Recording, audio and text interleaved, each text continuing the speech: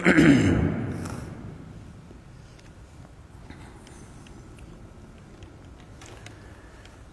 الحمد لله نحمده ونصلي على رسوله الكريم أما بعد أعوذ بالله السميع العليم من الشيطان الرجيم بسم الله الرحمن الرحيم وما آتيتم من ربا ليربو في أموال الناس فلا يربو عند الله وما آتيتم من زكاة تريدون وجه الله فأولئك هم المضعفون الله الذي خلقكم ثم رزقكم ثم يميتكم ثم يحييكم هل من شركائكم من يفعل من ذلكم من شيء سبحانه وتعالى عما يشركون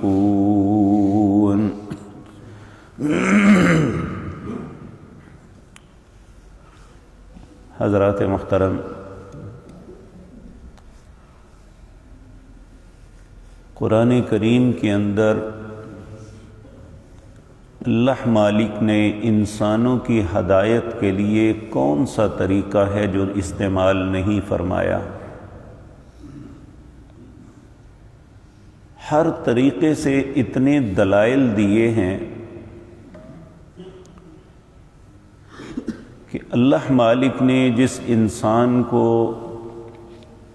تھوڑا سا بھی فہم اور سمجھ عطا کی ہے اسے یہ بات سمجھ آ جاتی ہے کہ مجھے اپنی زندگی کس طرح گزارنی ہے۔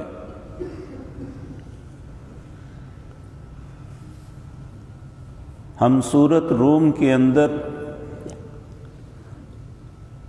آغاز میں رسول اللہ صلی اللہ علیہ وسلم کے بہت بڑے معجزے کو پڑھ کے آئے ہیں کہ ایسے وقت میں نبی کریم صلی اللہ علیہ وسلم نے یہ بات فرمائی کہ جب روم پوری طرح شکست کھا چکا تھا تو آپ نے فرمایا غلبت الروم من بعدہم غلبہم سیغلبون، یہ مغلوب آنے کے بعد پھر غالب آئے گا۔ دنیا کا کوئی بھی تجزیہ نگار، کوئی بھی عقل مند انسان یہ سوچ بھی نہیں سکتا تھا کہ ایسا ہو جائے گا، لیکن اللہ جو اپنے نبیوں سے وعدہ کرتا ہے اس کے خلاف نہیں کرتا۔ فَلَا تَحْسَبَنَّ اللَّهَ مُخْلِفَ وَعْدِهِ رُسُلَهُ، تو اللہ نے وہ سب کچھ کر کے دکھایا، اور تاریخ شاہد ہے کہ یہ ساری باتیں سب لوگوں نے اس زمانے میں اپنی آنکھوں سے دیکھی۔ جو پہلے مذاق اڑایا کرتے تھے وہی حیران و پریشان، لیکن ہدایت پھر بھی اس کی قسمت میں ہے جو سمجھنے کی کوشش کرے۔ جو انسان سمجھنے کی کوشش نہیں کرتا اسے ہدایت کبھی نہیں ملتی۔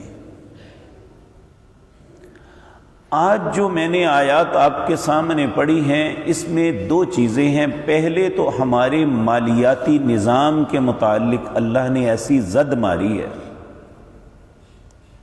کہ انسان ہمیشہ سے یہ سمجھتا آیا ہے کہ سود کے ذریعے ہی میرا مال بڑھے گا، میں نقصان کا کوئی کام نہ کروں، اپنے مال سے دوسرے کے مال کو کھینچوں۔ لیکن اللہ کہتے ہیں یہ گھٹتا ہے۔ سود یہ ہے کہ میں 100 دیتا ہوں تو اس مطالبے پہ دیتا ہوں کہ میں 110 120 یا 130 واپس لوں گا۔ اگر اکنامکس کے اصولوں کو دیکھا جائے تو واقعتاً جو میں سوچتا ہوں یہی بات ہے، لیکن اگر اللہ کے قانون کو دیکھوں تو اللہ کہتے ہیں بظاہر تیری ضرب لگ گئی لیکن میں کہتا ہوں یہ گھٹے گا۔ یہ کبھی بھی پنپ نہیں سکتا، کیونکہ اللہ نے یہ قانون بنا دیا یمحق اللہ الربا۔ تم کہتے ہو میں فائدہ لیتا ہوں، میں کہتا ہوں میں گھٹاؤں گا۔ اب دیکھیں، ایک طرف اللہ اور ایک طرف انسان، طاقتور کون ہے؟ تو یقینی بات ہے پھر غالب بھی اللہ آئیں گے۔ تو اللہ رب چونکہ اہل مکہ جو ہیں یہ پوری طرح سود کی دلدل میں دھنسے ہوئے تھے، اور آج بدقسمتی سے مسلمانوں کے اکثر و بیشتر ممالک ہی نہیں، شاید ہی کہ کوئی کاروباری آدمی اس بات سے بچا ہوا ہو، وگرنہ ہر انسان اس گندگی میں ملوث ہو چکا ہے۔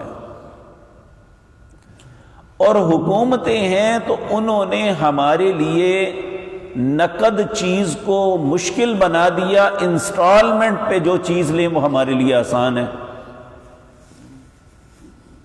اب ایک آدمی گاڑی لیتا ہے، گھر لیتا ہے، کوئی بھی چیز اپنے پیسے پہ بناتا ہے تو چاروں طرف سے محکمے اس کے گلے پڑ جاتے ہیں، اور یہی چیز وہ بناتا ہے بینک سے لون لے کے، بعد میں پیسے تو اسے بھی دینے ہیں، ساتھ سود دیتا ہے تو اسے کوئی نہیں پوچھتا۔ تو اس لیے ہر بندہ اس گندگی میں ملوث ہو رہا ہے الا ماشاء اللہ۔ اسی طرح کاروبار کے طریقہ کار کے اندر اسلام تو احساس کا مذہب ہے۔ یہ تو اگر کوئی گرا پڑا ہے، کوئی مر رہا ہے تو اس کو کھڑا کرتا ہے۔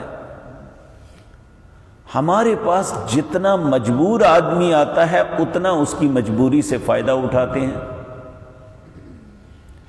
اسی لیے ایسے کاروبار میں سکون نہیں ملتا، اور بالآخر وہ تباہی کا شکار ہو جاتا ہے۔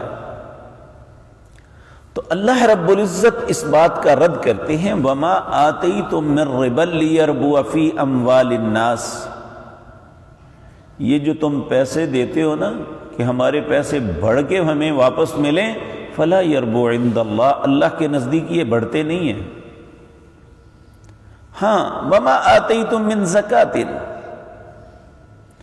وہ مال جو تم اللہ کے رستے میں خرچ کرتے ہو، زکوٰۃ دیتے ہو اللہ کی رضامندی کے لیے، فَأُولَئِكَ هُمُ الْمُضْعَفُونَ، یہ بہت زیادہ بڑھتا ہے۔ کتنا بڑھتا ہے؟ سورۃ بقرہ میں ہم پڑھ کے آئے ہیں، مَثَلُ الَّذِينَ يُنْفِقُونَ أَمْوَالَهُمْ فِي سَبِيلِ اللَّهِ، مثال اس شخص کی جو اللہ کے رستے میں خرچ کرتا ہے، کمثل حبہ، ایک دانے کی طرح ہے، انبتت، کسان اسے بوتا ہے، 7 سنابل، اس سے ایک پودا نکلتا ہے اور اس پہ 7 سٹے لگتے ہیں، فی کل سنبلۃ 100 حبہ، ہر سٹے کے اوپر 100 دانہ لگتا ہے۔ واللہ یضاعف لمن یشاء، اللہ جتنا چاہتا ہے بڑھا بھی سکتا ہے۔ یہ وہ چیز ہے جو پریکٹیکلی ہم دیکھتے ہیں۔ نبی کریم صلی اللہ علیہ وسلم نے ارشاد فرمایا کہ جب کوئی انسان ایک کھجور رزق حلال میں سے اللہ کے رستے میں دیتا ہے، اللہ رب العزت اس کھجور کو اپنے دائیں ہاتھ میں لے کے اسے پالتے ہیں، جس طرح تم اپنے گھوڑے کے بچے یا اپنے اونٹ کے بچے کو پالتے ہو، اس طرح پالتا ہے، یہاں تک کہ وہ ایک کھجور جو انسان نے خرچ کی ہے، اللہ اسے اتنا ڈیولپ کرتا ہے، اتنا بڑھاتا ہے کہ وہ پہاڑ سے بھی زیادہ ہو جاتی ہے۔ تو فرمایا بظاہر اکنامکس کا اصول یہ ہے، جب تم زکوٰۃ دیتے ہو تو تمہارے 100 میں سے 2.5 گھٹ جاتے ہیں، لیکن اللہ کہتے ہیں نہیں بڑھ جاتے ہیں۔ ان تقرضوا اللہ قرضا حسنا، یہ حقیقتاً جو 2.5 دیے ہیں اللہ کو قرض دیا ہے، اور یہ قرض جب اللہ لٹائے گا تو اسے بہت بڑھا کے لٹائے گا. تو یہ وہ بات ہے جو انسان کی سمجھ میں نہیں آتی، لیکن جب انسان اس پہ عمل کرتا ہے تو اسے احساس ہوتا ہے کہ واقعتاً اللہ نے درست کہا. آپ دیکھیں اسی گجرانوالہ میں ایک ایسے خاندان تھے جن کی فیکٹریاں مثال تھی ایک. آج وہاں چھوٹے چھوٹے ٹکڑوں میں مکان بن گئے ہیں، ان کا نام و نشان باقی نہیں رہا. کس وجہ سے؟ آج وہ خود تسلیم کرتے ہیں کہ سود نے ہمارا بیڑا غرق کر دیا، جبکہ انہیں کاروباروں میں کوئی لاس نہیں تھا. لیکن اللہ کا وعدہ سچا ہے. تو اللہ رب العزت ہمیں یہ بات سمجھا رہے ہیں، جو تم اللہ کے رستے میں زکوٰۃ دیتے ہو اللہ کی رضا کے لیے، فَأُولَئِكَ هُمُ الْمُضْعِفُونَ، وہی بہت زیادہ بڑھتی ہے. پھر فرمایا رزق تم نہیں کماتے، تم نہیں بناتے، اللہ الذی خلقکم، اللہ وہ ذات پاک ہے جس نے تمہیں پیدا کیا. ثم رزقکم، پھر تمہیں رزق بھی دیتا ہے. ثم یمیتکم، پھر تمہیں موت بھی دے گا. ثم یحییکم، مرنے کے بعد پھر وہ تمہیں زندہ بھی کرے گا. اب 4 چیزیں بیان کی. اللہ وہ جس نے پیدا کیا، اللہ وہ جس نے رزق دیا، اللہ وہ جو موت دے گا، پھر اللہ وہ ذات پاک ہے جو پھر زندہ کرے گا. کہا حل من شرکائکم، جن کو تم شریک بناتے ہو، من یفعل من ذالکم من شیء، ان 4 میں کوئی بھی کام کر سکتے ہیں کہ کسی کو پیدا کر دیں، کوئی بے اولاد کو اولاد دے دیں. آپ غور فرمائیں، اللہ رب العزت بھی جس کے متعلق لوگوں نے کوئی عقیدہ بنانا ہوتا ہے، اللہ اس میں کمی کوئی رکھ دیتے ہیں. لاہور کے وہ بزرگ جسے عثمان بن علی حجویری، یعنی جنہیں لوگ داتا کہتے ہیں، دینے والا، اللہ کی شان یہ ہے کہ ان کی اپنی اولاد نہیں تھی. اگر وہ دینے والے ہوتے تو خود نہ لیتے. تو یہ اللہ مالک کی شان ہے. سیدنا علی رضی اللہ تعالیٰ عنہ کے متعلق لوگ کیا کہتے ہیں؟ مولا علی مشکل کشا، مشکلوں کو حل کرنے والا. جبکہ سیدنا علی رضی اللہ تعالیٰ عنہ کو فجر کی نماز کے لیے تشریف لاتے ہوئے شہید کر دیا گیا. آپ کے بڑے بیٹے سیدنا حسن کو زہر دے دیا گیا. آپ کے بیٹے سیدنا حسین کو کربلا میں ظلماً شہید کر دیا گیا. اگر کوئی مشکلات کو حل کرتا تو پہلے تو اپنی مشکلات کو انسان حل کرتا ہے، پھر دوسرے کا سوچتا ہے. تو یہ اللہ کی شان یہ ہے کہ اللہ نے کسی انسان کو، چاہے وہ کتنا ہی نیک، کتنا ہی بڑا کیوں نہیں، اللہ نے یہ اختیار نہیں دیے. اللہ نے چیلنج کیا ہے کہ اللہ وہ ذات پاک ہے، اللہ الذی خلقکم، اللہ وہ ذات پاک ہے جس نے تمہیں پیدا کیا. ثم رزقکم، پھر تمہیں رزق دیا. ثم یمیتکم، پھر تمہیں موت دے گا. ثم یحییکم، پھر تمہیں زندہ کرے گا. حل من شرکائکم من یفعل من ذالکم من شیء، بتاؤ جنہیں تم شریک بناتے ہو ان میں سے کوئی بھی یہ کام کر سکتا ہے؟ اگر نہیں کر سکتا تو سبحانہ، پھر اللہ ان باتوں سے پاک ہے. وتعالی، اور بہت بلند ہے. عما یشرکون، جو تم ان سے شریک بناتے ہو، اللہ ان باتوں سے بہت بلند ہے، اس کے برابر کوئی نہیں. ولم یکن لہ کفوا احد، اللہ کی ہمسر کوئی نہیں، اللہ کے برابری کوئی نہیں کر سکتا. تو یہ وہ باتیں ہیں جو ہمارے عقیدے کی بنیاد ہیں. اگر ہمارا عقیدہ ان باتوں پہ ہوگا تو اللہ ہمارے ایمان کو قبول کریں گے. اگر ہم ان باتوں کو تسلیم نہیں کرتے تو اللہ ہمارے ایمان کو ہی تسلیم نہیں کرے گا۔ تو اللہ یہ باتیں مجھے اور آپ کو سمجھنے کی توفیق عطا فرمائے۔